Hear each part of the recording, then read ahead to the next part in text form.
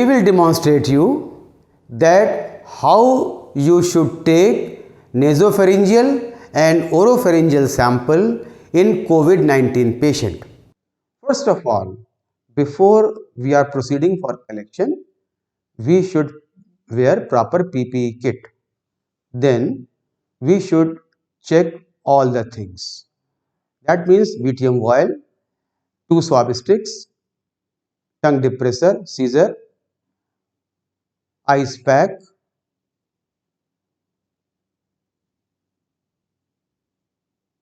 box which has been labeled, zip pouches, there should be 4 in number, plastic tubes, alcohol swabs, requisition form and sellotape. Now hold swab stick in your hand and ask patient to bend his neck by 30°. You insert the swab stick up to nasopharynx and take the sample by rotating action. The same swab stick is introduced into other nostril up to nasopharynx and sample is taken. This swab stick is now put in VTM vial. After you have put in VTM vial, the outer portion of stick which remains outside the VTM vial is cut with the help of scissor. Then you close the cap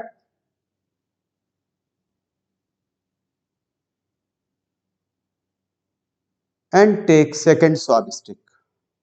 Second swab stick, you ask the patient to open the mouth, then his tongue is depressed to reach tonsillar pillar. The swab is taken from tonsillar pillar as well as posterior pharyngeal wall.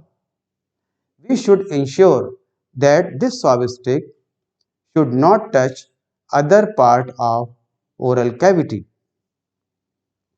This swab stick is put in same VTM vial and again the outer part which remains out of tube is cut. As you can see, the swab stick is being put in the VTM vial and the remaining part which is lying outside the VTM vial is cut with the help of scissor. You close the cap. You must have observed that both the swab sticks, they are preserved in same VTM vial.